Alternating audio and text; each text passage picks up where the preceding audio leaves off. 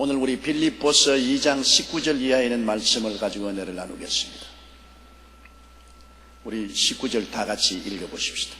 내가 디모데를 속히 너희에게 보내기를 주 안에서 바라는 너희 사정을 알므로 안위를 받으려 하느니. 바울은 빌립보서를 쓸 때 로마 감옥에 갇혀서 복역을 하고 있을 때입니다. 그러나 마게도니아에 있는 빌립보 교인들이 에바브라 디도라는 목사에게 헌금을 거두어서 바울에게 보내왔습니다. 바울은 굉장한 감동을 입었지요.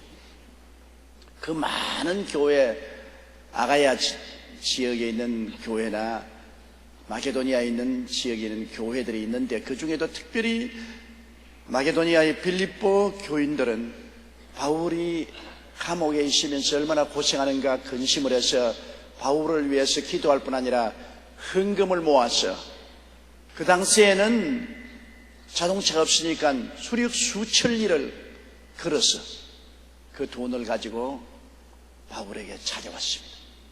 그러니 바울이 그 빌립보 교인들에 대해서 굉장한 마음의 감동을 느끼고 사랑을 실감했습니다. 사랑이란 것은 증명되어야지 말로만 해서는 알 수가 없죠. 정치가들이 여러분 국회의원 나올 때나 대통령 나오면 사랑하는 국민 여러분, 사랑하는 지역구 여러분, 사랑이란 말을 하는데 그건 하나의 수식어에 불과하지 진짜 사랑이 있는 것은 아닙니다. 진짜 사랑이란 희생을 해서 봉사함으로 말미암아 증명되어야 되는 것입니다. 증명되지 않은 사랑은 헛된 사랑이죠. 하나님이 세상을 이처럼 사랑하사 거기까지만 해서는 알 수가 없죠. 하나님의 사랑이 증명된 것은 독생자를 주셨으니 주심으로 사랑이 증명된 것입니다. 예수님이 우리 사랑하셨다, 그냥 그 말만 하면 어떻게 합니까? 증명돼야지. 그 증명이 뭡니까? 몸을 찢고 피를 흘려 목숨을 내어주셨다. 그러므로 하나님 아버지와 예수님의 사랑은 증명된 사랑인 것입니다. 다른 종교는 교훈을 가르치고 진리를 가르쳤다고 말합니다. 수양과 도덕을 가르쳤습니다. 그러나 사랑은 증명되지 못했습니다. 여러분, 세계 온갖 성년 군자들 보십시오. 위대한 인생을 살았습니다. 큰 진리를 가르쳤습니다. 그러나 사랑은 준 적이 없습니다. 증명되지 않았기 때문에. 역사상 사랑을 증명한 하나님은 우리 하나님밖에 계시지 않지요. 아버지가 아들 주셨고 아들이 십자가에서 몸짓고 피 흘려 돌아가시는데 이 이상 더 사랑을 증명할 수가 없습니다. 그렇기 때문에 종교도 많고 철학도 많고 윤리와 도덕적인 교훈도 많지만은 구원은 사랑의 손길 밖에는 없습니다. 사랑을 통하지 않고 구원을 받을 수가 있습니까? 그런데 이 마게도니아 교회가 바울을 사랑하는 이유가 그가 가장 공공에 처했을 때, 감옥에서 고생할 때였습니다. 돈이 있어야 옷이라도 좀 따뜻하게 사입고 사식이라도 좀 덜어 보내고 좀 편안하게 지낼 수 있지 않습니까? 그런데 마게도니아 빌립보 교인들이 그의 목사인 에바브라 디도를 통해서 수륙 수천리 멀다 하지 않고 바울에게 헌금을 보내주었습니다. 그래서 바울은 굉장히 감동을 한 것입니다. 이렇기 때문에 바울은 곧장 자기의 가장 사랑하는 영적인 아들이요 제자인 디모데를 보내어서 디모데가 바울의 사정도 알려주고 또 빌립보 성도들의 사정도 바울에게 듣고 알려주기를 원해서 디모데를 보내겠다고 말한 것입니다. 이 디모데는 바울의 가장 사랑하는 분신과 같은 제자입니다. 영적인 자식입니다. 그러므로 바울이 직접 못 가니까 자기의 분신과 같은 디모데를 빌립보 교회에 보낸다는 것은 굉장한 배려를 의미하는 것입니다. 빌립보 교인들에게 바울이 그만한 관심과 사랑을 가지고 있다는 것을 증명하는 것입니다. 집사 한 사람 보낸 것도 아니고 장로 한 사람 보낸 것도 아니고 저 말단 교의 종 한 사람 보낸 것도 아닙니다. 가장 바울 선생의 오른팔 같은 디모데를 속히 그들에게 보내기를 원한다 했습니다. 그것도 자기 마음대로 보는 것이 아니라 주 안에서 주님이 허락하는 한도 내에서 아무리 사람이 자기 일을 계획할지라도 발걸음을 옮기시는 이는 하나님이시니까 하나님이 발걸음을 옮기지 아니하시면 사람이 스스로 아무것도 할 수가 없습니다. 하나님이 발걸음을 옮겨주셔야죠. 일의 계획은 사람이 계시도 성취는 하나님께 있는 것입니다. 그러므로 바울은 디모데를 보내고 싶어도 하나님이 허락하시면 주님 안에서 속히 디모데를 보내어서 빌립보 교회의 사정도 알고 바울의 사정도 알려주고 안위를 얻게 하려면 우리 사랑하는 사람이 멀리 길 떠나면 그 사람이 잘 도착했는지 평안한지 사정을 꼭 알고 싶어 하지 않습니까? 그래야 보낸 사람이 마음이 편안하잖아요. 여러분 자녀를 외국 유학 보내고 나면은 유학을 가서 잘 안주했는지 어떻게 있을 곳을 마련했는지 이식주 문제가 편안한지 건강한지 한국에 있는 부모들은 마음속에 그것을 꼭 알아보고 싶어합니다. 왜냐? 알아보면 마음의 위안을 받고 편안하기 때문인 것입니다. 자식들은 유학을 떠나서 좋다고 떠나가서 큰 변이 없는 이상은 집에 연락하지 않습니다. 일이 바빠서 연락할 시간이 없다고 그렇게 하겠지만 부모들은 그렇지 않거든. 자식 보내놓고 난 다음에 자식이 어떻게 되는지 굉장히 안부가 궁금해지는 것입니다. 그러나 어느 곳에 자식을 보냈든지 소식이 없거들랑 편안한 줄 아십시오. 편안하면 소식 안 전해요. 어려워져야 기체후 망강하시며 편안하십니까? 돈 보내주십시오. 어려우면 반드시 부모에게 연락하지요. 어려움이 없으면 연락 안 합니다. 연락 안 하면 편안한 줄 알고 있는 것이 좋습니다. 바울 선생은 빌립보 교인들의 사정을 알므로 마음에 편안하고 감옥에 있어도 빌립보 교회 교인들이 핍박을 당하지 않은지 혹은 신앙이 흔들리지 않은지 건실한 신앙을 갖고 있는지 늘 마음에 불안하거든. 그 사정을 알면 마음이 편안해지는 것입니다. 이 바울은 진실로 목자의 마음을 가지고 있기 때문에 그는 이 소아시아 일대, 아가야 지구, 마게도니아 일대에 나가서 복음을 전가하면서도 항상 마음에 눌렸다고 했습니다. 왜냐하면 자식이 많은 부모는 늘 걱정하는 것처럼 가지 많은 나무가 바람 잘 날 없는 것처럼 모든 교회에 대해서 염려를 하는 것입니다. 교회가 굳건하게 섰는지 핍박으로 무너지는지 내분이 없는지 늘 마음에 바울은 염려했다고 말하는 것입니다. 그것이 목자의 마음입니다. 교회 목회를 하고 있으면 교회에 대해서 끊임없이 마음이 눌리는 것입니다. 늘 교회를 위해서 기도하고 성도를 위해서 기도하나 그러나 성도들의 사정과 교회의 사정을 꼭 알고 싶어 하거든요. 저도 해외여행 가면 매일 교회에 접촉하고 연락을 하고 있는 것입니다. 왜냐하면 교회가 내가 없을 동안에 편안한지 안 한지 알아야 되기 때문에 비서실을 통해서 팩스를 매일같이 보냅니다. 한국의 뉴스도 변하고 우리 교회 사정을 늘 전달해서 교회가 편안한지 안 한지 알아야 마음이 편안하거든요. 그렇지 않으면 혹시 교회에서 무슨 일이 생기지 않았냐, 혹시 성도들의 무슨 어려운 일이 있는가, 마음이 편안하지 않습니다. 눌리거든요. 이 바울의 사정은 그런 목자의 진실한 마음의 사정을 말해준 것입니다. 20절요. 이는 뜻을 같이하여 너희 사정을 진실히 생각할 자가 이밖에 내게 없습니다. 바울과 뜻을 같이해서 빌립보 교회를 관심을 가지고 사랑하는 자가 디모데밖에 없다는 것입니다. 바울에게는 많은 제자가 있었어요. 그러나 많은 제자들이 별로 빌립보 교회에 대해서 관심이 없어요. 빌립보 교회가 잘 되든 못 되든 깊은 관심을 갖고 있지 않아요. 그러나 디모데만은 바울 선생과 뜻을 같이하여 빌립보 교회의 사정에 대해서 깊이 관심을 기울이고 기도하고 그들을 돌보려는 마음을 가지고 있다는 것입니다. 바울 선생이 그렇게 많은 제자가 있어도 바울과 뜻을 같이 해서 빌립보에 대한 끊임없는 마음의 부담과 짐을 가지는 사람은 디모데밖에 없다는 것입니다. 그렇기 때문에 바울은 디모데를 보내겠다는 것입니다. 뜻을 같이 한다는 것 굉장히 중요합니다. 함께 짐을 나누어 주고 함께 뜻을 같이 한다. 이거 굉장히 중요합니다. 같이 있어도 뜻을 같이 아니하고 각각 자기의 개인적인 욕망만 가지고 달려가는 사람이 많지 않아요. 뜻이 하나로 합쳐진다는 것은 그만큼 힘이 생기는 것입니다. 21절요. 저희가 다 자기의 일을 구하고 그리스도 예수의 일을 구하지 아니하되. 보십시오. 바울이 많은 제자가 있어도 다 자기 일을 구하고 그리스도 예수의 일을 구하지 아니한다.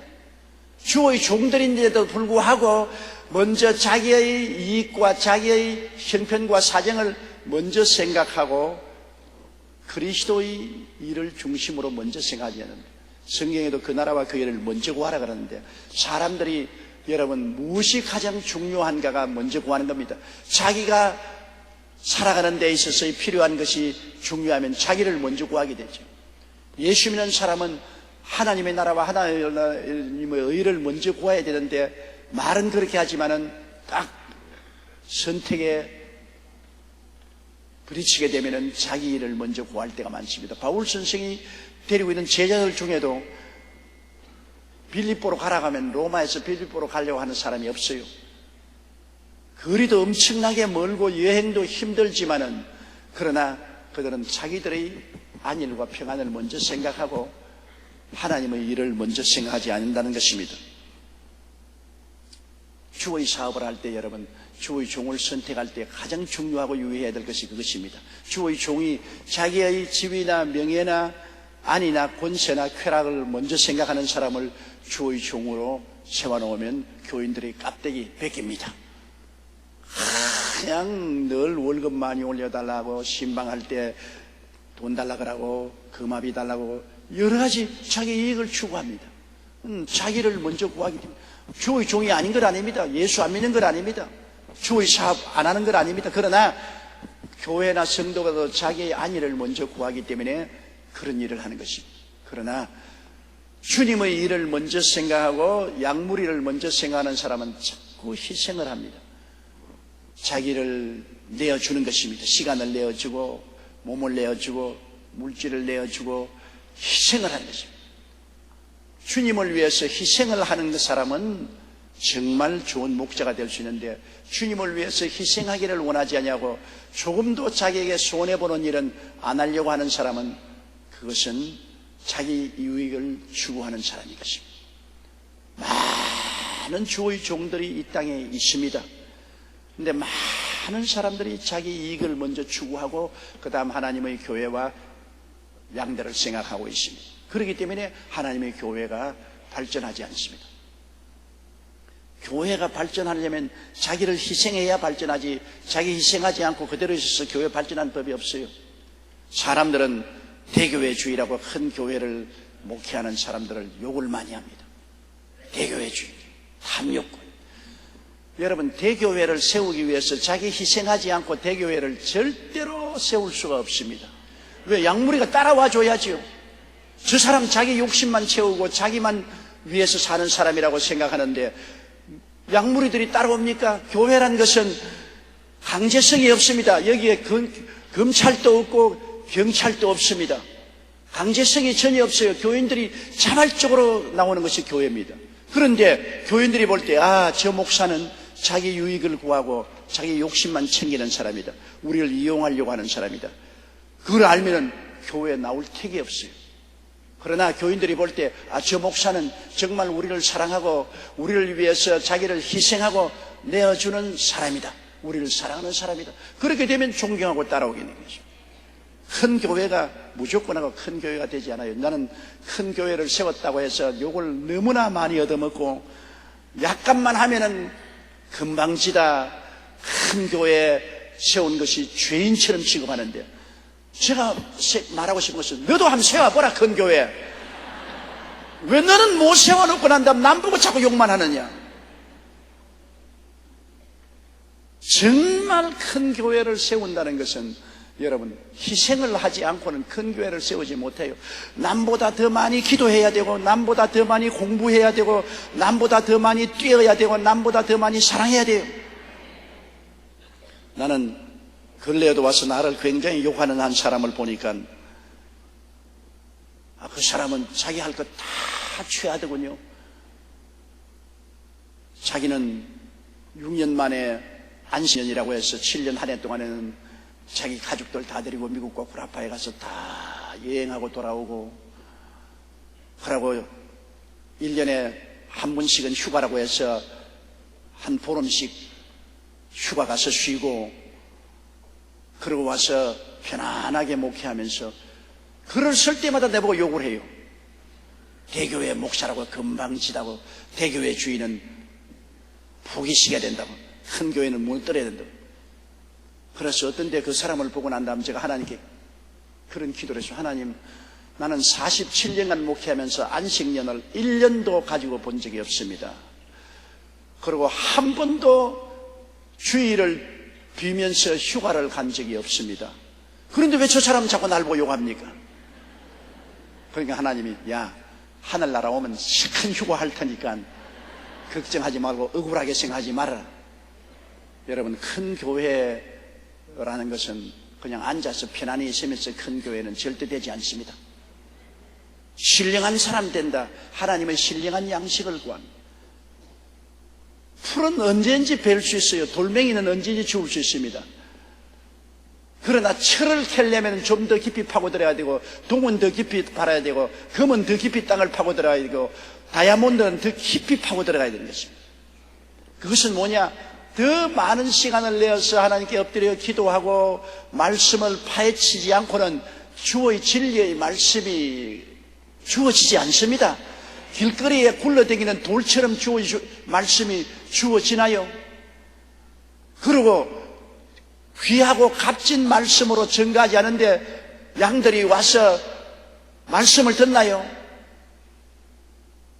그냥 늘 세상으로 듣던 이야기 하는 사람 설교 누가 들으려고 하나요? 하나님의 보화를 캐내기 위해서 계속해서 하나님의 보좌 앞에 나가서 부르짖고 문을 두들기고 찾고 또 찾는 사람에게 하나님이 보화를 주시고, 교회 와서 설교 들을 때 야이 내 보배를 받았다, 참 기쁘고 즐겁다, 그래야 교회 나오지. 안 그럼 누가 교회 나와요?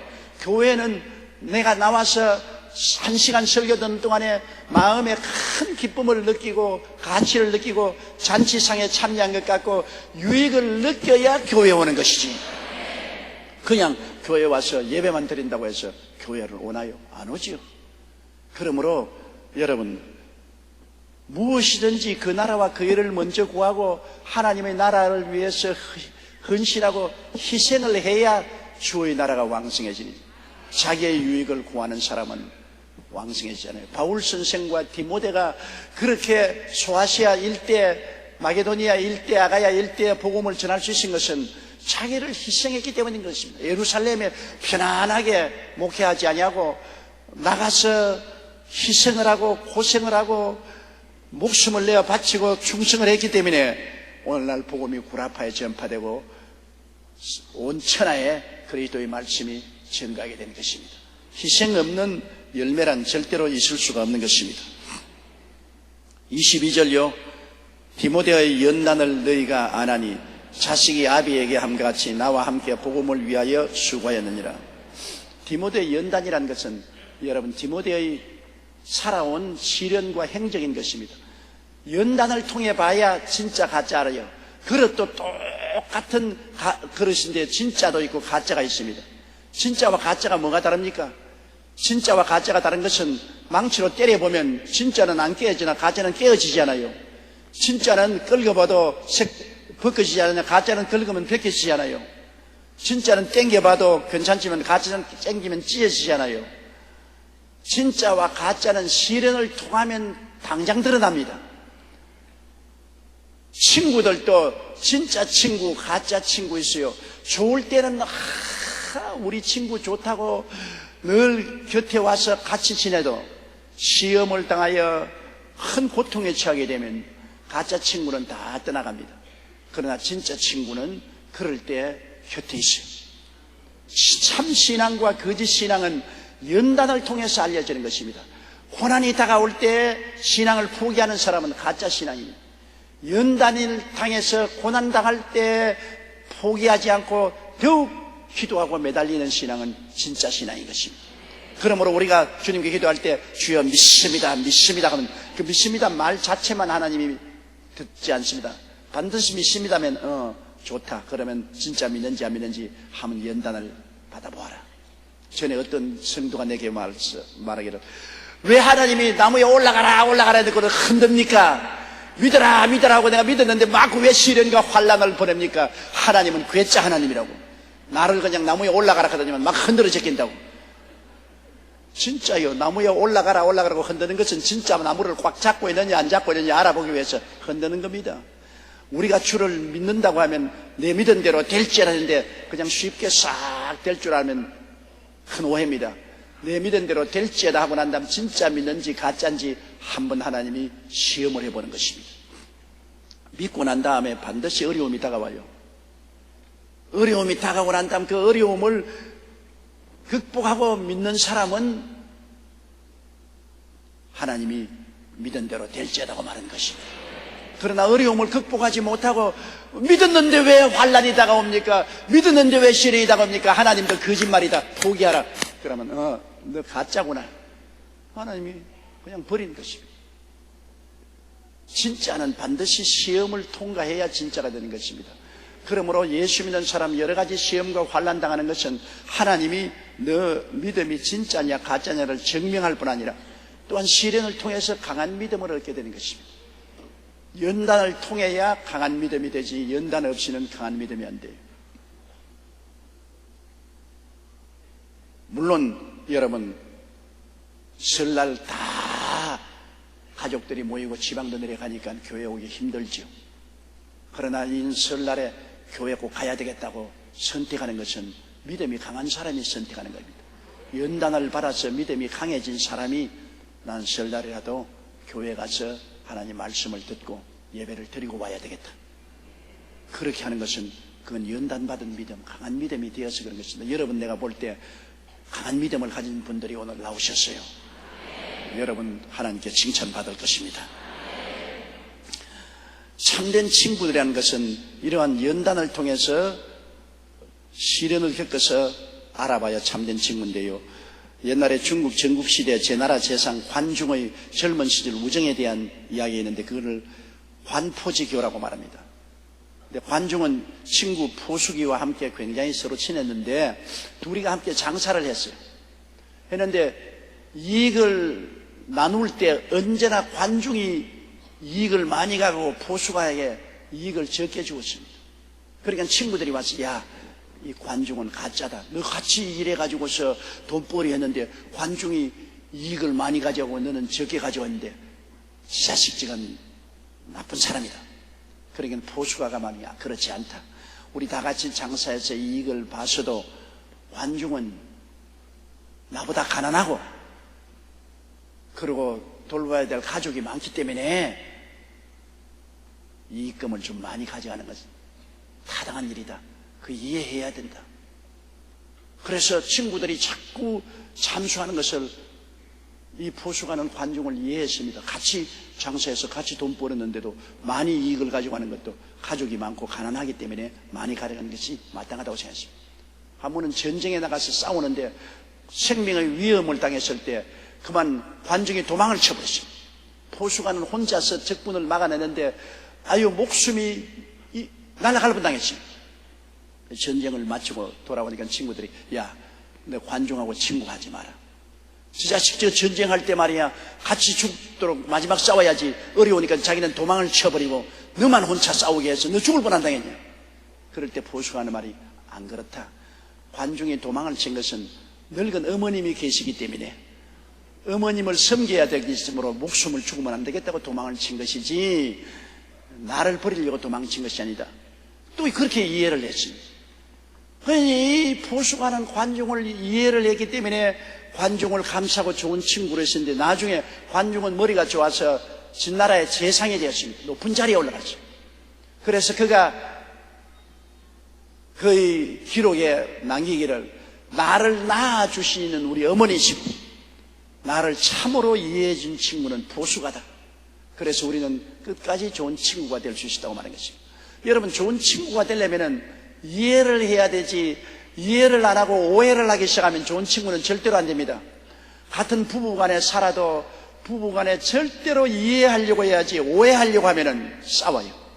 자기 중심으로 생각하면은 다른 사람을 오해하게 돼요.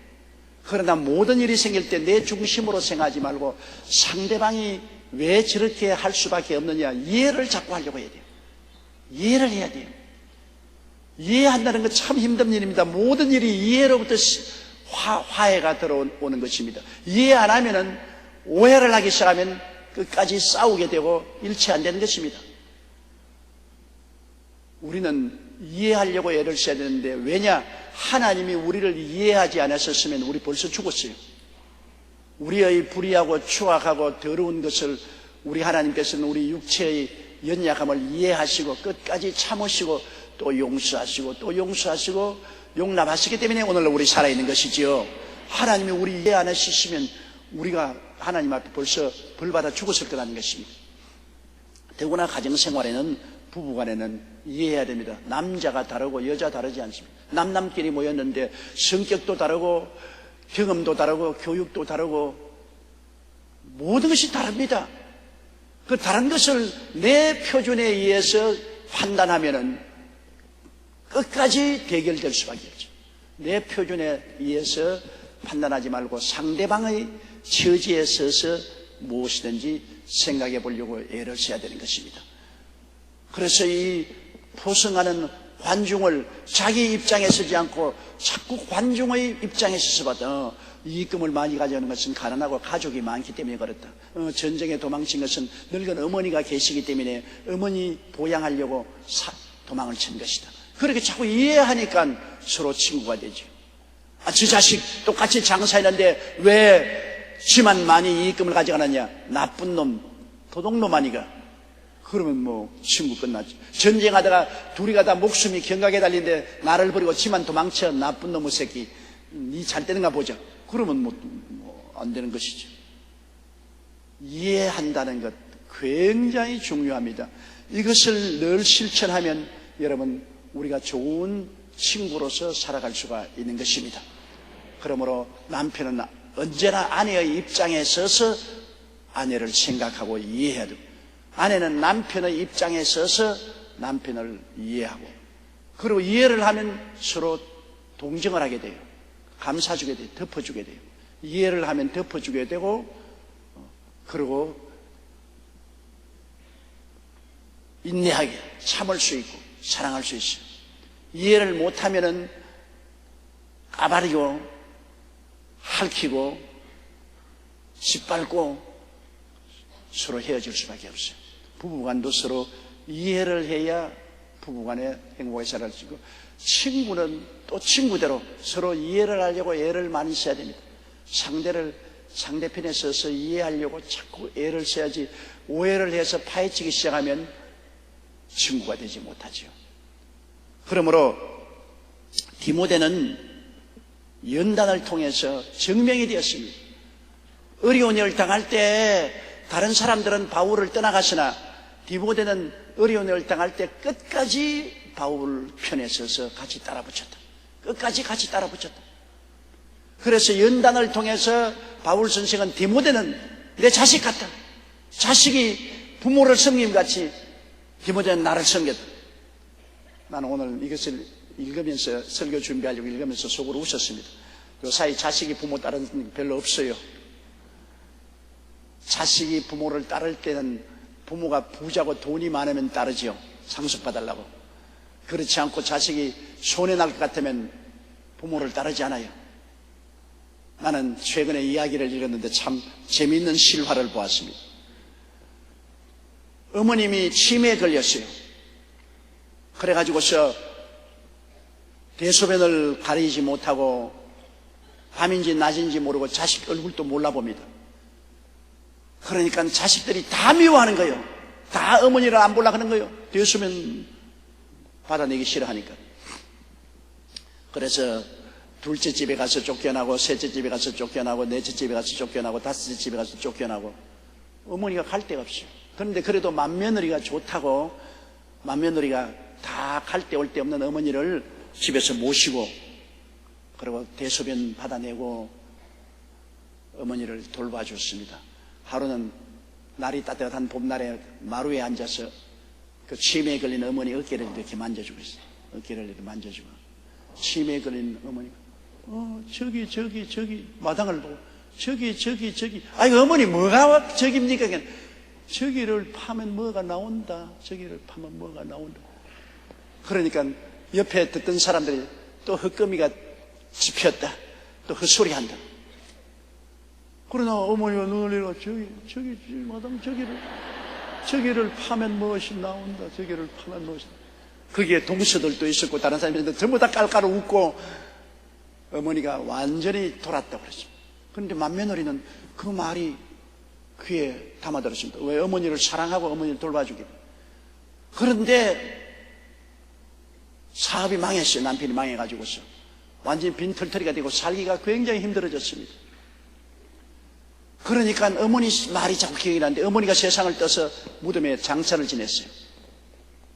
어머니 생각이 나서 그 마당을 이제 파보기 시작하는 겁니다. 부엌칼을 가지고 와서 막 마당을 파요. 파니 뭐 나와야 말을 하죠. 그런데 할 수 없어 집안이 가난해지니까 그 마당에 누가 옆에 있는 부잣집이 거기에다가 주차장을 만들면 돈을 좀 주겠다 그래요. 그래 남편이 쉽게 주차장 만들어라고 세를 좀 받겠다고. 그래서 공사하는 일꾼들이 와서 그 주차장을 만들기 위해서 아스팔트를 깔려고 땅을 파는데 그 맏며느리가 떠나지 않고 곁에 있습니다. 왜냐하면 술을 사와가지고서 일꾼들에게 술을 마시게 하고 빨래해서 넣는 것처럼 변명을 만들어서 주차장 그 파는 데 지키고 있습니다. 한참 바람이 여기 사기 그릇이 하나 있다. 부인이 벼락같이 뛰어가서 확 사기 그릇을 쥐었어요. 쥐어서 뛰어와가 벌벌 떨면서 그것도 방 안에 들어가지 못하고 화장실에 들어가서 문을 잠그고 열어보니까 이런 금덩어리가 5개가 들어있어요. 그 어려운데 이 금덩어리가 10개나 들어있어요. 그래서 얼마나 그 시어머니에게 감사를 하고 그 금덩어리 3개는 숨기고 7개를 가지고 남편에게 사업에 서라고 주었습니다. 남편도 너무너무 어머니 감사하다고. 그러니까 그 형제들과 시누이들이 시동생들 뭐 다 와가지고 세상에 어머니가 그렇게 고약할 수가 어디 있느냐. 그 숨긴 걸 갖다가 어떻게 마나들에게만 가르쳐주고 우리에게는 안 가르쳐줬냐. 자기들은 부모 안 생겼으니까 치매에 걸렸다고 다 있는 데서 저기 팔아 걔도 다 웃었는데 그 맏며느리는 그걸 얻었어요. 그러니까 사업에 다시 일어날 수 있는 기회를 얻었는데 너무나 고마워서 어머니 무덤에 부부간에 절을 하러 갔는데 그 부인이 그 무덤에 꿇어앉아서 어머니 너무나 감사해요. 이 어려운데 금덩어리 10개를 주어서 남편도 10개? 왜 내게는 7개만 되는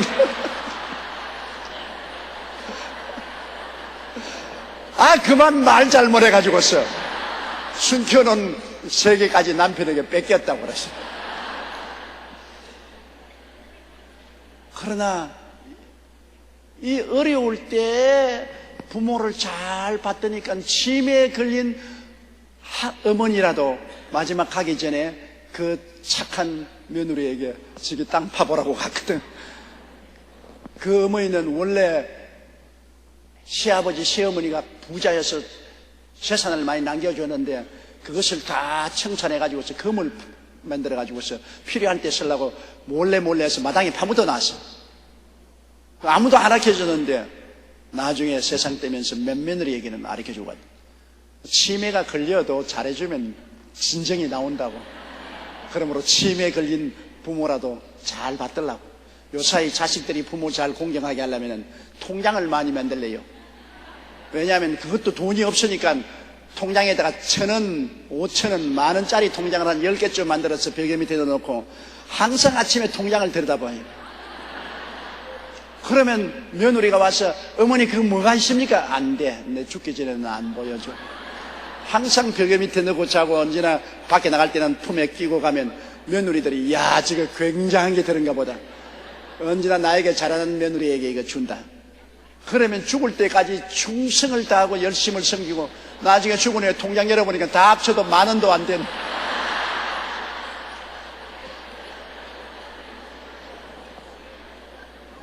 그래 요사이 자식들은 부모가 무엇이 있어야 섬기지 부모에게 바랄 것 없으면 그냥 돌아서는 것이 일례인데 옛날엔 그렇지 않았었어요. 옛날엔 정말 어렵고 고통스러워도 부모를 잘 섬기는 그러한 미풍양속에 있었습니다. 요사이 우리 한국의 효가 사라졌어요. 우리 한국에 근본적으로 윤리와 도덕을 세우려면 효를 먼저 가르쳐야 됩니다. 부모를 잘 받들고 섬겨야 됩니다. 성경에는 내 부모를 공경하라. 그러면 네가 세상에서 잘되고 장수한다 그랬어요. 효를 하면 하나님도 인정해 주시고 장수하고 복을 받게 해주시는 것입니다. 근데 바울 선생은 여기 말하기를 디모데는 자식이 부모를 섬기는 같이 나를 따르고 섬겼다. 그것은 많은 연단을 통해서 이미 증명이 되었다. 많은 고난을 통해서 그것이 진실하다는 것이 증명이 되었다. 그러므로 부부도 행복하게 해로하는 것은 같이 고난을 통해야 됩니다. 고난 당할 때 서로 이해하고 동정하고 사랑하지 않으면 배반하고 이혼하고 말아요. 고난을 같이 겪으면 겪을수록 더 정이 깊어지고 더 사랑이 증명되는 것입니다. 친구들도 같이 고난 때 같이 해준 친구는 영원히 같이 있는 친구가 되는 것입니다. 고난을 통할 때 가짜 진짜가 드러나는 것입니다. 고난의 불이라는 것은 우리에게 진짜를 나타내는 중요한 것입니다. 디모데의 연단을 너희가 안 하니 자식이 아비에게 함과 같이 나와 함께 복음을 위하여 수고하였느니라. 그 다음 23절요. 그러므로 내가 내일이 어떻게 될 것을 보아서 곧 이 사람을 보내기를 바라고. 바울 선생은 내일이 어떻게 될 것을 지금 시자 앞에 재판을 받아야 되니까 바울이 재판에서 더 복역을 하라든지 사형 선고를 받든지 안 그러면 무죄 백방이 되든지 그 사정을 아는 대로 곧장 디모데부터 먼저 보내겠다. 아직까지 내 형편이 어떻게 될지 모르기 때문에 디모데에게 소식을 들고 보낼 수가 없다. 그러나 내가 재판을 받고 더 복역하라. 그렇지 않으면 더 그런 사형을 당해라. 무죄 백방되라. 그러한 결과가 나오면 그 소식을 들고서 디모데가 곧 너희에게 가서 내 형편을 알려주겠다 그랬습니다. 24절요. 나도 속히 가기를 주 안에서 확신하노라. 바울 선생도 노연하기만 하면은 곧 가겠다는데 사실 바울이 노연해서 빌립보에 갔댔어요. 가서 빌립보 교인들이 기뻐하고 빌립보 교회를 잘 섬겼습니다. 바울이 두 번째 감옥에 갔을 때는 사형을 당한 것입니다. 그리고 25절요. 그러나 에바브라 디도를 너희에게 보내는 것이 필요한 줄로 생각하노니 그는 나의 형제요 함께 수고하고 함께 군사된 자요 너희 사자로 나의 쓸 것을 돕는 자라. 에바브라 디도는 빌립보 교회의 목사입니다. 그 빌립보 교회 목사로서 바울의 쓸 것을 공급하기 위해서 머나먼 빌립보에서 로마까지 왔는데 빨리 서서 디모데보다 먼저 너희 목사인 에바브라 디도를 먼저 보내겠다. 목사를 먼저 보내겠다. 교회가 목사 없으면 교회가 흔들리잖아요. 제가 평신도였을 때요. 제가 부산에 순복음교회에 나갔는데 그때는 루피 리처드 목사라고 미국 선교사가 개척한 가정교회였습니다. 일본 집을 접수해 가지고서 거기 다다미 방을 열어서 다 앉아봤자 한 100명 정도 앉을 만한 그러한 방에서 예배를 드리던데 근데 그때 내가 그 교회 출석했는데 루피 리처드 목사님 서양 목사님이 설교를 하고 통역이 옆에 통역을 했습니다. 그리고 그 교회 전도사로서 김 전도사님이라는 나이 많은 전도사님이 계시는데요. 그 루피 리차드 목사님이 설교하고 통역을 하니까 통역을 하면 설교가 자꾸 맥이 끊기고 큰 은혜가 안 되어도 그래도 루피 리차드 목사님이 그 교회 당회장이기 때문에 루피 리차드 목사님이 설교를 하면 교회 주일날 출석을 해서 예배를 드리고 은혜를 받고 하는 건데 루피 리차드 목사님이 미국에 볼 일이 있어가고 김 전도사가 들어오면 내가 교회 갔다가 아이고 오늘 괜히 왔다. 마음에 그런 시간이 나면 교회 괜히 뭐 교회가 텅 빈 것 같아요. 루피 리차드 목사님이 계시면 일주일 내내 교회 목사님이 담임 목사님이 계시기 때문에 마음이 든든하고 교회 안 가도 내가 집에 있어도 마음이 든든한데 목사님이 해외에 떠나가 버리면 그만 주일날 또 괜히 왔다 싶고 월, 화, 수, 토요일까지 내가 교회 안 가도 마음이 늘 텅 빈 같이 허전하더라고요. 제가 평신도 때 그것을 느꼈기 때문에 어찌하는지 교회 안 비우려고 애를 쓰는 이유가 제가 주일날 교회를 비우면 교인들이 교회 와서 나 없어도 부목사도 다른 사람도 나보다 훨씬 더 설교를 잘하겠지만 그러나 당회장이 없을 때 내가 교회 가니까 마음이 아주 허전하고 집에 아버지 없는 같이 빈집 같더라고요. 그런 느낌이 내가 있어요. 그래서 그런 느낌을 성도들에게 드려서는 안 되겠다. 그래서 해외 선교 갔을지라도 한 이틀 쉬고 오고 싶어도 길을 쓰고 주일날 지키려고 돌아오는 것은 교인들에게 허전함을 주어서는 안 되겠다. 마음에 든든함을 줘야겠다. 그런 마음이 있어서 그런 것입니다. 몰라요. 여러분도 그렇게 느끼는지 안 느끼는지 그건 몰라도 나는 옛날에 그렇게 느껴졌기 때문에 내 경험에 의해서 제가 교회를 될 수 있으면 안 비우려고 애를 쓰는 이유가 그것입니다. 옛날에 제가 하루 초등학교 때 학교 갔다가 오니까 집에 아버지가 안 계셔요. 엄마, 아버지 어디 갔어? 그러니까 징용에 불려갔어. 그때는 한국 사람들 젊은 사람은 군대에 가고 나이 전 사람은 전부 보국대라고 해서 징용에 끌려가서 울산 비행장 공사에 투입이 됐습니다. 그런데 어머니가 분명히 계시는데 집에 아버지가 없으니까 온 집이 텅 빈 같아요. 어머니가 계셔도 별 볼 일 없어. 아버지가 계셔도 아버지하고 별로 내가 친하지 않았었어요.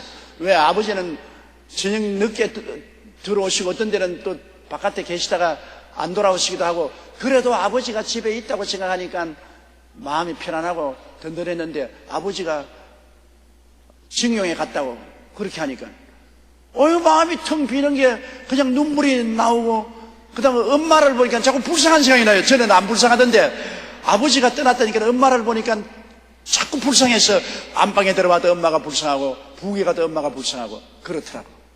그 사람의 느낌이란 참 희한해요. 그런데 교회도 또 그렇더라고요. 우리 리처드 목사님이 교회에 계시면 마음이 든든한데 리처드 목사님이 떠나고 전도사님이 교회에 있으면 괜히 왔다 그냥 오늘 집에나 이 설교를 가지고 있어. 그 목사님도 설교 잘해요. 그런데도 불구하고 설교가 귀에 안 들어오고 늘 섭섭하더라고요. 그러니 교회라는 것은 목사가 자리를 지키고 있어야 돼요. 빌립보에는 에바브라 디도가 빌립보 교회를 비웠으니까 바울 선생이 마음이 굉장히 부담이 온다고. 그래서 내가 디모데를 보내기 전에 에바브라 디도부터 먼저 보내겠다. 그래야 너희가 마음이 편안하지 않겠냐. 더구나 에바브라 디도가 먼 길을 걸어오다가 병이 들어서 로마에서 죽도록 알았습니다. 그러니 그 소식이 들었으니 빌립보 교인들이 얼마나 걱정을 합니까? 그래서 빨리 내가 너희 목사를 보내겠다. 그러면서 이 에바브라 디도에 대해서 바울이 평가를 한 것은 어떻게 했냐면은 그는 나의 형제요. 말할 수 예수 믿는 사람은 형제입니다. 그것은 우리가 다 한 예수 그리스도를 믿어 한 보혈로 씻음받고 하나님 아버지의 한 성령으로 거듭났기 때문에 한 뿌리요. 우리 예수 믿는 사람은 동서양을 물러나고 어떠한 얼굴 색깔을 가졌든지 불구하고 그리스도 안에서 한 뿌리예요. 한 그리스도의 보혈로 씻음받고 한 성령으로 거듭났으니 한 뿌리 아니에요. 우리는 한 뿌리입니다. 무라고 해도 한 뿌리. 예수 안 믿는 사람하고는 뿌리가 다릅니다. 예수 안 믿는 사람은 아담의 뿌리예요. 우리는 예수가 우리 뿌리인 것입니다. 아담의 자손, 예수님의 자손, 천양지차로 달라요. 누구든지 그리스도 안에 있으면 새로운 피조물이라. 이전 것은 지나가 버렸습니다. 보라, 새 것이 되었다. 지나가 버린 시대의 사람과 새로운 시대의 사람하고 틀리잖아요. 뿌리가 달라요. 아담의 뿌리에 사는 사람하고 예수 그리스도의 뿌리에서 사는 사람. 아담의 뿌리에 사는 사람은 공중의 권세 잡은 자가 그 속 사람을 점령하고, 예수 그리스도의 뿌리에서 난 사람은 성령이 그 속에 와서 거하고 있는 것입니다. 그러므로 속에 공중의 권세 잡은 자가 점령하고 있는 사람하고 속에 성령이 와서 점령하고 있는 사람하고 내용이 틀리지요. 내용이 틀리니까 말도 틀리고 생각도 틀리고 살아가는 방향도 틀리고 목적도 틀리고 다 틀린다고. 내용이 틀리니까. 그러므로 바울 선생은 디모데를 보고 그건 내 형제다. 여기 계신 여러분 다 내 형제예요. 저하고 형제예요. 왜? 우리는 한 뿌리에서 태어났으니까. 한 형제예요. 안 그렇다고 해도 그런데요, 사실 지금도 하나님의 성령이 우리 속에 와서 거하고 계시지 않습니까? 하나님께서 우리 안에 같이 계셔요. 성령이 우리 속에 똑같은 성령이 함께 계셔요. 그러니까 우리는 한 형제요. 또 함께 수고하고 하나님 사업을 함께 하니까 함께 수고한다. 여러분, 우리 대개 다 지역장, 구역장입니다. 저하고 함께 수고합니다. 다 함께 교회를 걸머지고 함께 이끌고 나가니 함께 수고하는 자요. 또 함께 군사된 자요. 군사라는 것은 국가에서 부름을 받아서 나온 사람입니다. 우리 주님이 여러분을 다 불러서 하늘나라의 군사가 되겠으니 함께 우리는 군사 되겠습니다. 예수 그리스도의 군사가 되겠습니다. 바울 선생은 디모데는 나의 형제요, 나와 고생을 함께하는 자요, 나와 함께 된 군사, 군대다. 이 군대에 있으면 상당히 가까이 있는 친구들이 같이 와줘요. 함께 생사고락을 같이 하기 때문에. 또 너희 사자로 나의 설 것을 두는 자라. 교회 목사는 그 교회의 사자입니다. 하나님이 보내신 인간 사자란 천사란 말인데요. 에인절. 인간 천사입니다. 인간 천사. 눈에 안 보이는 천사도 천사고 하나님의 종이고 사역자고, 눈에 보이는 주의 종도 인간 천사입니다. 내가 불광동에서 목회할 때 거기에 무당 할머니가 있었어요. 그 무당 할머니에게 전도를 자꾸 해도 절대로 전도를 안 받았는데, 그때 마침 신학생이 그 무당 할머니 아랫집에 방에 하숙을 하게 됐어요. 신학생이. 그런데 그 무당이 내게 하루 찾아왔어요. 자기가 무당이니까 아침마다 귀신에게 정성을 드리고 하는데, 귀신이 자꾸 하는 말이 뭐냐면 너희 집에 인간 천사가 와 있다. 인간 천사가 와 있다. 그래서 그 인간 천사를 너희 집에 두면 내가 여기 있을 수가 없다. 인간 천사를 내보내라. 쫓아내라. 그래서 그 무당 할머니가 내가 그 청년을, 신학생을 소개해 줬거든. 그 집 아랫방에 있도록. 내게 와서 인간 천사가 뭡니까?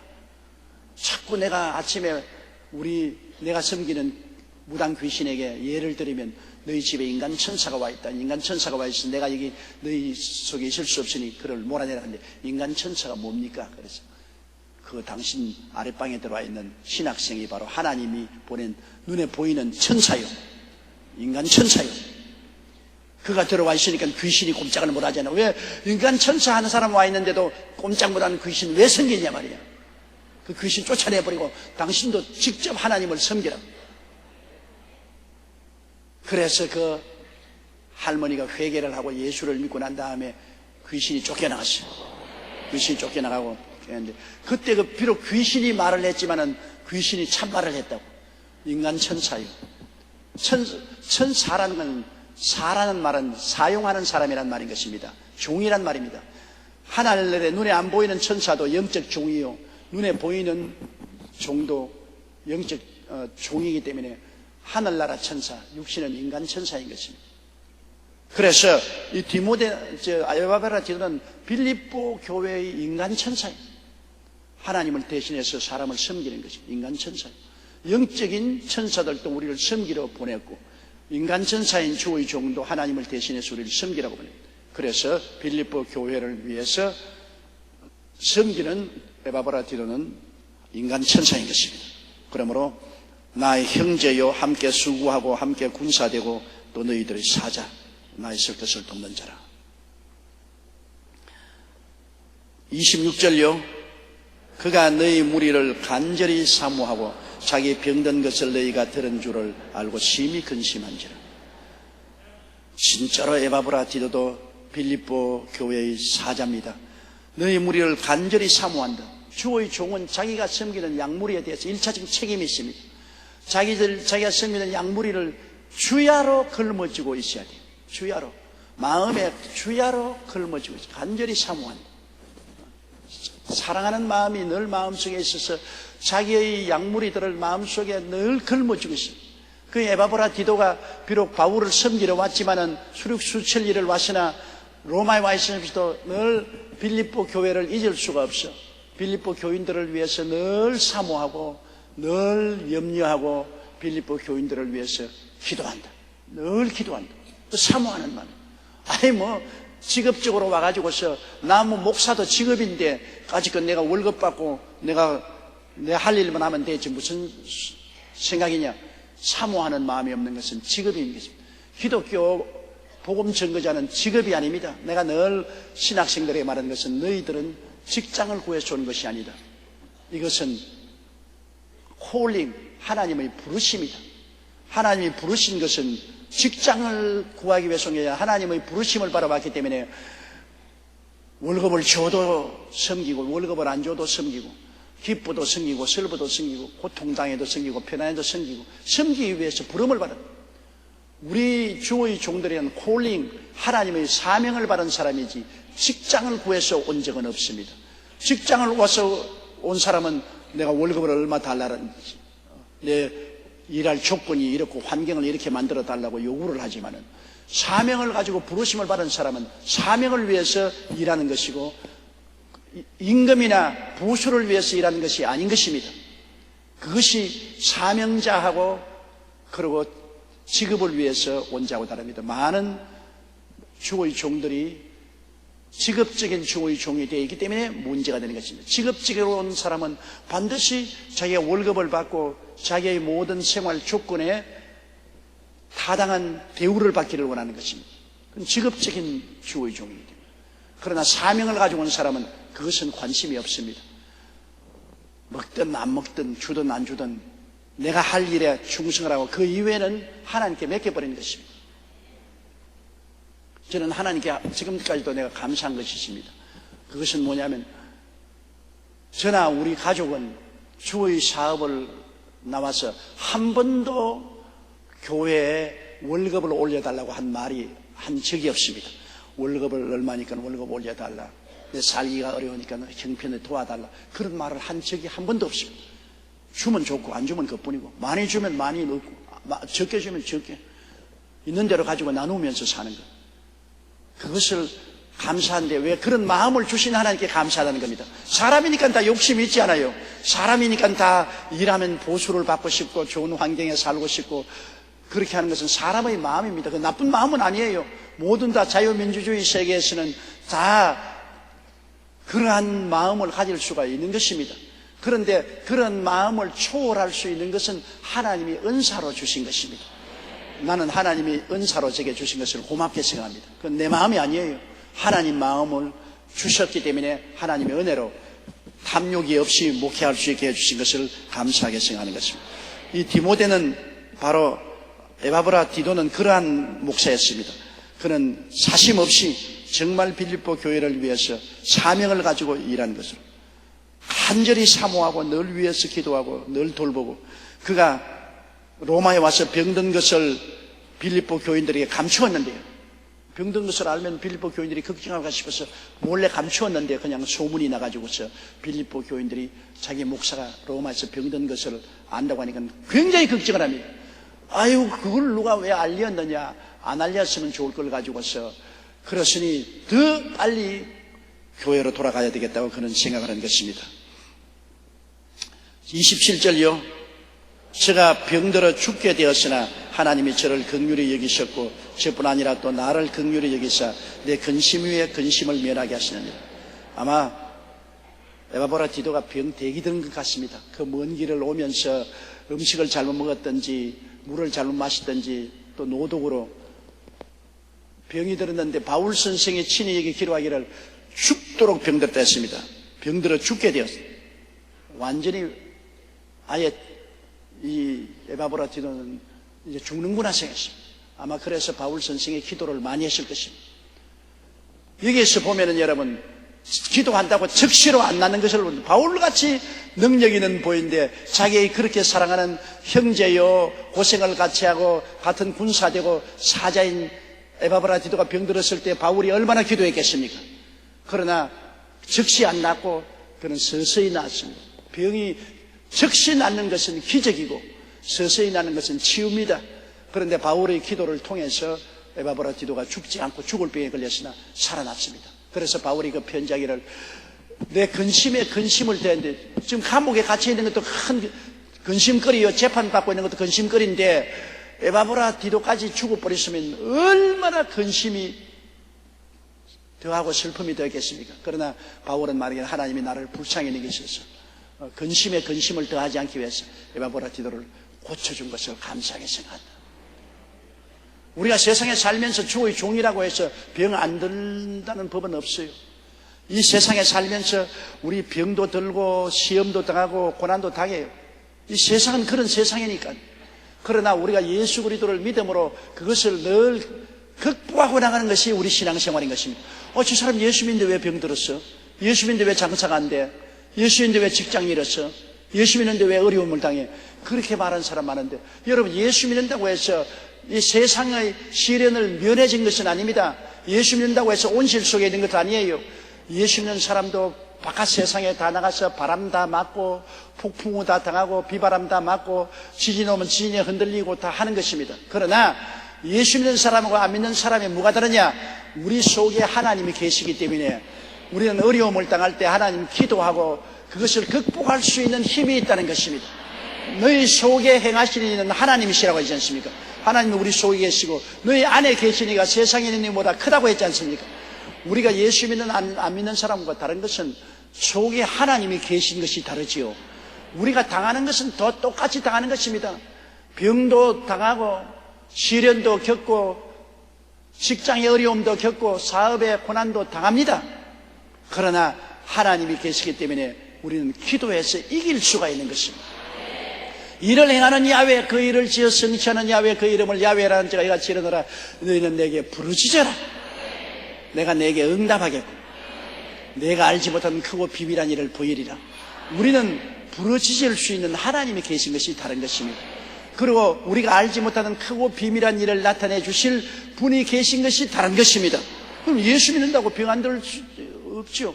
예수 믿는 사람도 음식 잘못 먹거나 물 잘못 마시거나 과로하거나 그럼 병들어요. 그러나 우리는 치료하는 하나님이 속에 계십니다. 우리는 예수 이름으로 기도하고 믿음으로 말미암아 병을 이기는 것입니다. 예수 믿다가 사업이 안 될 수도 있어요. 무너질 수도 있어요. 그러면 우리는 하나님께 부르짖기도 해서 우리를 복구시켜 주시고 도로 복을 주시는 하나님께 기도할 수가 있고 또 복구해 나올 수가 있는 것입니다. 시험과 환난 다가와도 사망의 엄침한 골짜기 지날 때도 하나님이 같이 계시기 때문에 하나님께 기도하면 지팡이와 막대기로 안위해 주시는 것입니다. 하나님이 계신 것이 달라요. 주 안에 있는 자에게 땅 근심이 있으라. 주 안에 있기 때문에 우리가 땅 근심하지 않고 우리가 승리로운 삶을 살 수가 있는 것입니다. 그러므로 환경이 여러분 어렵다고 해서 예수 믿는데 왜 이런 환경이 다가오냐, 그런 원망하면 안 됩니다. 환경은 안 믿는 사람하고 똑같이 당해요. 악인에게도 해가 비치고 선인에게도 해가 비치고 악인에게도 비가 오고 선인에게도 비가 내리는 것입니다. 똑같아요. 그러나 우리는 악인은 이길 수 있는 힘이 없지만 우리는 이길 수 있는 힘이 되신 하나님이 나의 속에 계신 것입니다. 하나님이 나의 속에 계시기 때문에 내가 눈에는 아무 증거 안 보이고 귀에는 아무 소리 안 들리고 손에 잡히는 없어도 내 안에 계신 하나님이 계심으로 내가 주여 믿습니다로 기도하면 하나님이 나와 함께 해주시기 때문에 이기는 것입니다. 병들 때도 하나님이 함께 해주시고, 가난할 때도 함께 해주시고, 시험 당할 때에도 하나님이 함께 해주시는 것입니다. 그러므로 이 에바브라 디도가 병들었을 때도 하나님이 함께하여 주셔서 그 하나님께 기도함으로 하나님이 고쳐주었습니다. 제가 병들어 죽게 되었으나 하나님이 저를 긍휼히 여기셨고, 저뿐만 아니라 또 나를 긍휼히 여기사 내 근심 위에 근심을 면하게 해주었다고 하는 것입니다. 또 28절요.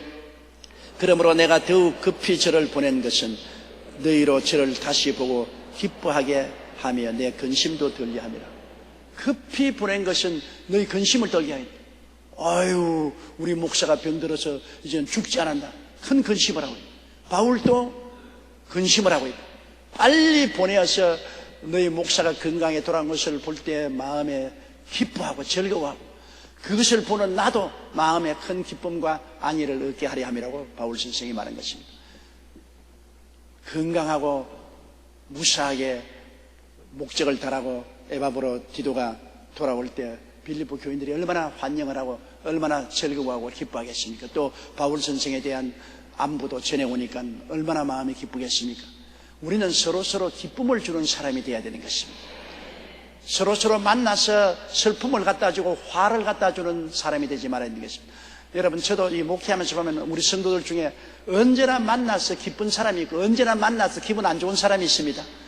기쁜 사람은 어떠한 어려운 일이 있어도 언제나 기쁨과 즐거움을 갖다 줍니다. 믿음에 대한 확신을 가지고 오기 때문에 기쁨을 주는데, 언제나 오면은 부정적인 생각, 부정적인 말하고 남의 흉이라 보고 늘 마음에 고통을 갖다 주는 사람. 아름다운 향기 같은 사람이 있는가 하면 연기 같은 사람이 있어요. 향기 같은 사람은 와서 대화를 하면 향내가 나고 기분이 좋아요. 연기 같은 사람은 막 눈이 따갑고 그냥 코가 따갑고 그냥 아주 가슴이 답답하고 만나기만 하면 고통이 되는 사람이 있어요. 여러분은 향기 나는 사람이 되고 연기 내는 사람이 되지 마시기 바랍니다. 향기 나는 사람이 돼요. 향기 나는 사람은 언제나 긍정적이고 적극적이고 창조적이고 소망차고 그리고 낙관주의적이고 희망적인 사람이에요. 향이 나는 사람입니다. 언제나 찌푸리고 부정적이고 비평적이고 비관적이고 낙담하는 사람, 이거는 연기와 같은 사람입니다. 집에 가도 그렇지 않아요. 나는 영국 런던에 가면은 꼭 한식점 집에 가는 데가 있습니다. 한식점 집에 가는 데. 우리 런던 교회 집사님 네 분인데, 왜 거기 가느냐?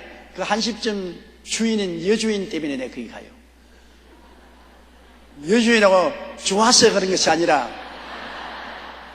너무너무 명랑하기 때문에, 한 번도 그 식당에 가가지고서 그 여주인이 명랑 안 하는 거 못 봤어요. 너무나 아주 얼굴도 명랑하게 웃고 말도 그냥 명랑하게 하고 행동도 명랑하게 하고, 사람이 오는데 그렇게 진실한 마음으로 반가워해 줄 수가 없어요. 그냥 왔어요? 여기 앉으세요. 그런 게 아닙니다. 아유, 왔어요. 아유, 오늘 어떻게 우리 식당을 다 찾아와 주었어요. 너무나 고마워요. 아유, 감사해요. 앉으세요. 향기가 나는 것입니다. 모든 면에 긍정적이고 낙관적입니다. 그러나 어떤 곳에 가면은 꼭 손주 죽은 시어머니처럼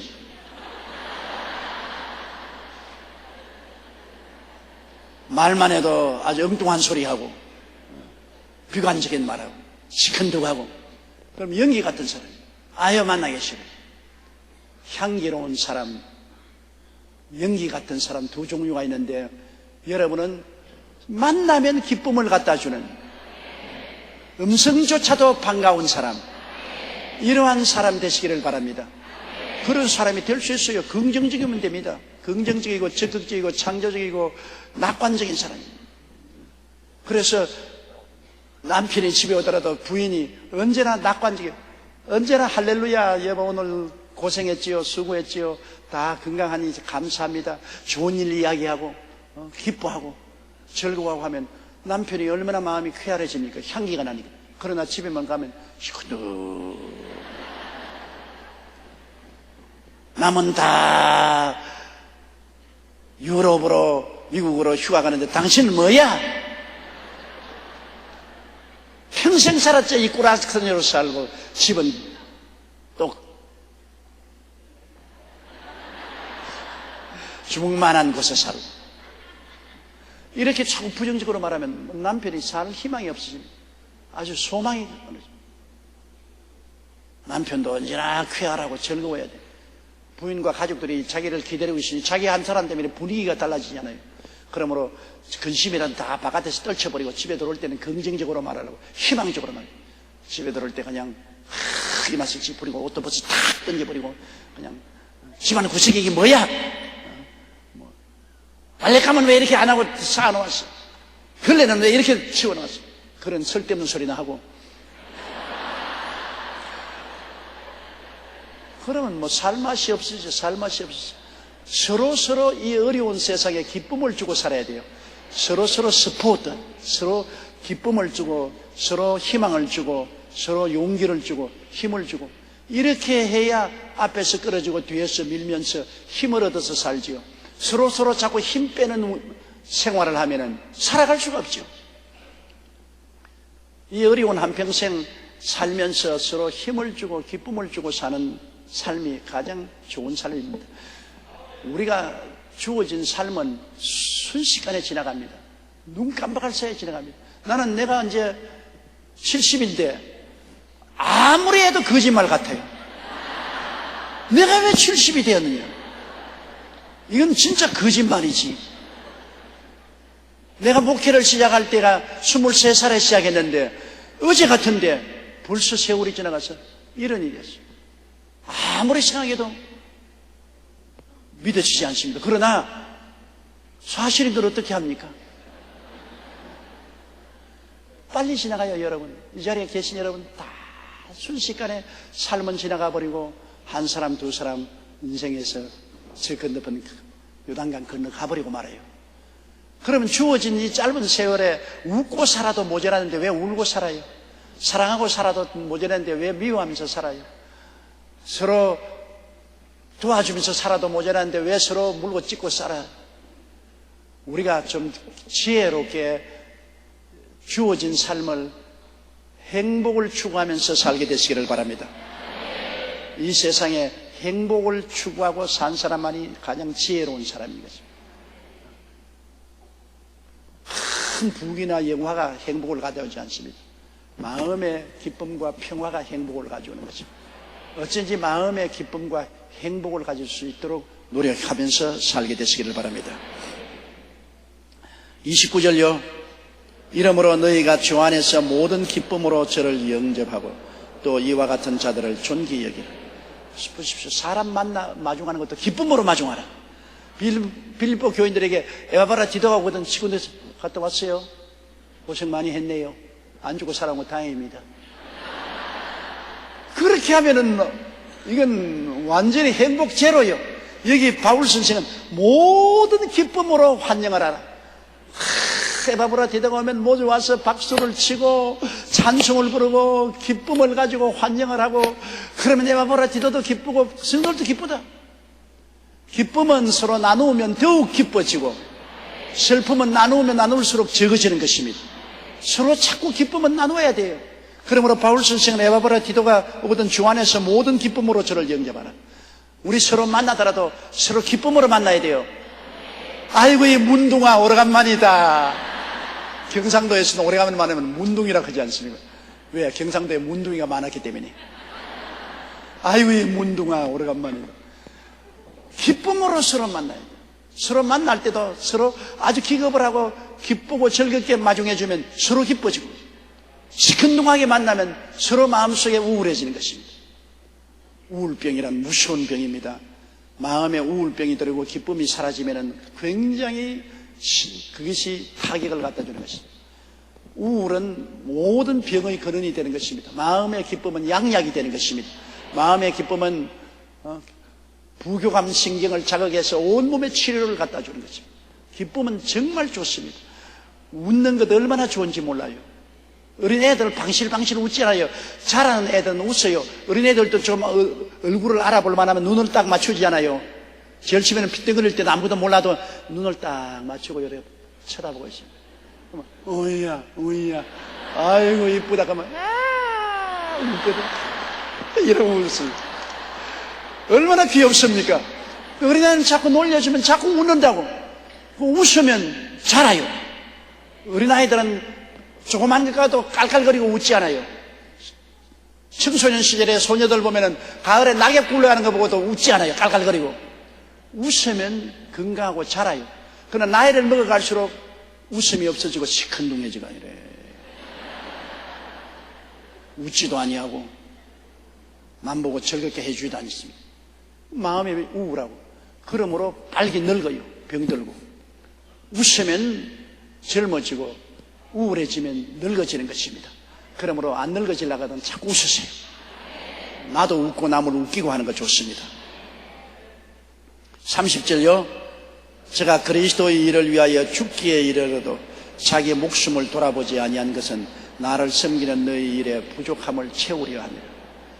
나를 섬기려고 그 천신만고를 다 겪으면서 헌금을 모아서 로마까지 와서 내 부족함을 채워주고, 그러기 위해서 그는 죽음에 이르러도 자기 목숨을 돌보지 아니한, 이 얼마나 아름다운 일이냐.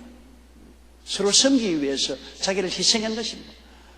에바브라디로는 빌립보 교인들이 바울을 사랑하는 그 마음을 전달하기 위해서, 또 바울 선생의 부족함을 채우기 위해서 자기를 희생했다. 그 머나먼 길을 푸른 천리하고 걸어왔다. 얼마나 희생적이고 귀한 일인 것이 아닙니까? 남을 섬기기 위해서 자기를 희생하는 것, 이거 정말 아름다운 것입니다. 전부 자기 중심으로 해서 내게 주시옵소서, 주시옵소서, 주시옵소서. 이건 탕자예요. 전부 자기만 달랍니다.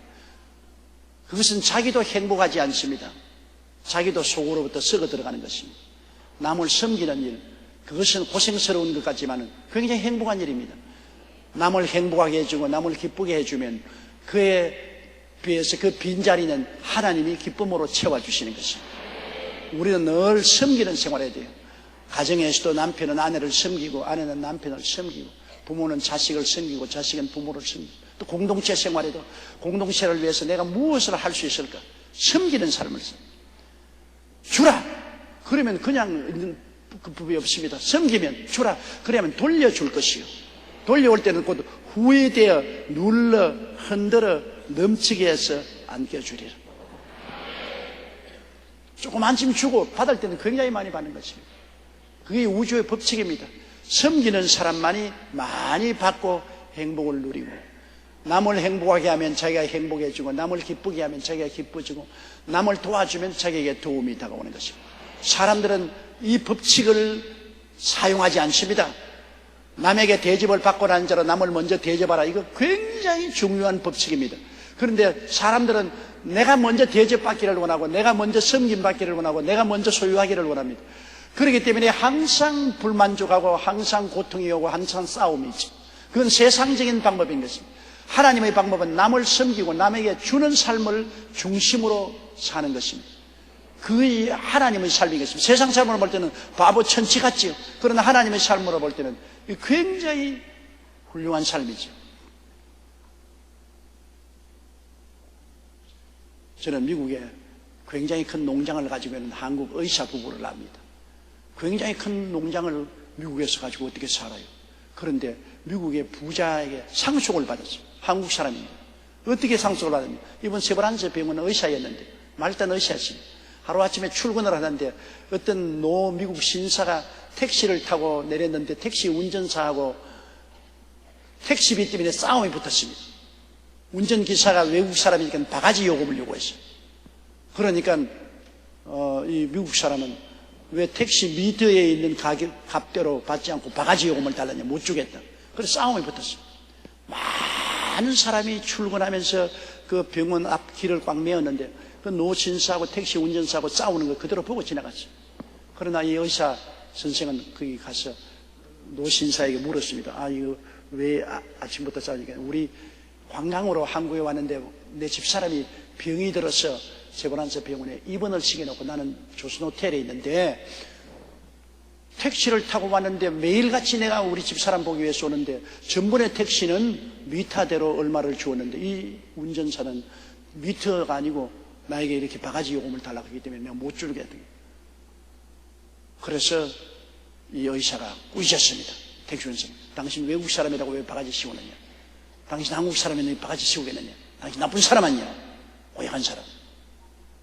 그러면서 자기 포켓도에서 돈을 끄집어내가지고서 택시 운전사에게 돈을 주고서 그 노신사에게 정중하게 잘못했다고 고개를 숙여서 인사를 하고 병실까지, 저기 의사니까 병실까지 안내해 드려가지고서 그 부인을 잘 돌봐 줬어요. 그러니까 그 사람이 명함 한 장을 달라고 하거든요. 의사님이 명함 한 장 줬어요. 그리고 새까맣게 해버려요. 수년의 세월이 흘러가는데 하루아침에 미국에서 이분의 변호사에게서 통지가 왔어요. 이분이 누구냐? 텍사스에 큰 농장을 가지고 있는 사람인데 죽을 때 변호사를 불러가지고 상속을 누구에게 줬느냐? 의사 선생님에게 상속을 내렸어요. 내가 한국에 여행 갔을 때 고난에 처했을 때 나를 돌봐준 의사에게 내 모든 유산을 주더라. 큰 농장입니다. 그래 호박이 능굴째 떨어져 가지고서 그냥 의사 다 그만두고 그곳에 가서 농장에서 아주 부자로 잘 살아요. 조그마한 친절이 큰 축복을 가지고 있는 것입니다. 모든 사람이 그냥 지나치고 마는데, 그러나 어려움에 처한 사람에게 내가 시간과 노력을 들여서 도와주었다. 그것이 나중에 이렇게 큰 축복을 가져왔지 않습니까? 이런 이야기는 너무나 많아요. 또 한 가지 이야기만 하고 내가 끝해야지. 필라델피아의 어느 가구점에 비가 내리는데 할머니 한 사람이 이 점포 들여다보고 저 점포 들여다보고 이렇게 윈도우 쇼핑을 하거든. 물건 살 사람같이 안 보이는데 한 점포에 오니까 가구점 주인이 뛰어나와서 아유 우리 가구점에 들어와서 여기 좋은 의자에 앉으시라고. 왜 기웃던 하니까 비가 와서 내가 밖에 지금 나가지 못하고 운전기사에게 차를 갖다 대거든 내게 데리고 오라고 했는데 시간 보낸다고 했으니까 아니 내가 들어가서 안 앉아도 아유 우리 가구 안 사도 좋다고, 우리 가구 구경만 해줘도 감사하니까 앉으라고. 그래 앉아가지고서 할머니가 앉으니까 아유 뭐 손님도 없는데 안마나 해드리겠다고 그냥 그 할머니 안마도 이렇게 해주고 있습니다. 이 누군지도 모릅니다. 그런데 그 할머니가 이제 운전기사가 와서 할머니 갑시다 그러니까 그 가구 주인 보고서 명함 한 장 달라 그러면 명함 한 장 줬죠. 그러고 난 다음에 저 바깥까지 모셔서 안내를 했습니다. 얼마 전에서 미국의 강철왕 카네기 회사 사장인 카네기에서 편지 한 통이 왔습니다. 우리 어머님이 비가 오는 날 당신 가구점 있는 데를 기웃덩거리다가 당신이 이렇게 친절을 베풀어 주었는데 우리 어머님이 내게 부탁하기를 회사에서 쓰는 가구는 전부 당신 집에서 사라고 그래요. 그래서 앞으로 우리 회사에 쓰는 모든 가구는 당신 상점에서 다 되도록 하십시오. 그렇게 했습니다. 이거 조그마한 가구점이 막 호박이 능쿨채 떨어졌어요. 도저히 뭐 그 가구로서는 카네기 회사의 강철 회사가 전국에 얼마나 많은 회사인데 그 가구점을 대할 수 없어서 가구 회사를 세우고 기계를 도입하고 뭐 일량의 거부가 됐었습니다. 조그마한 친절이 그렇게 큰 황금알을 낳게 된 것입니다. 남에게 대접을 받고자 하는 데는 먼저 남을 대접하라. 이것이 선지자요 율법이니라. 여러분 친절을 베푸면 친절이 돌아오게 되는 것입니다. 마게도니아에 있는 빌립보 교회가 바울에게 친절을 베풀어 놓았으니 그것이 그때 수많은 교회가 있었는데도 불구하고 바울에게 친절을 베푸는 그 기사가 성경에 기록되어 2000년 동안 온 세계 교회가 읽고 있으며 성경은 영원한 하나님의 말씀이라 세세무궁토록 하늘에 간직된 글이 되고 마는 것입니다. 빌립보 교인들이 바울에게 베푼 그 선한 일이 영원히 성경에 기록돼서 기억하게 되었으니 그때 빌립보 교인들은 전부 다 호박이 능굴째 떨어졌습니다. 하늘나라에 가서 상을 얼마나 받았던지 지금도 성경에 기록되어 있고 빌립보가 어디인지도 모르는 여러분에게까지 지금 전달하고 있는 것입니다. 그러니 선을 베푸는 것이 얼마나 좋다는 것을 여기에 기록하고 있는 것입니다.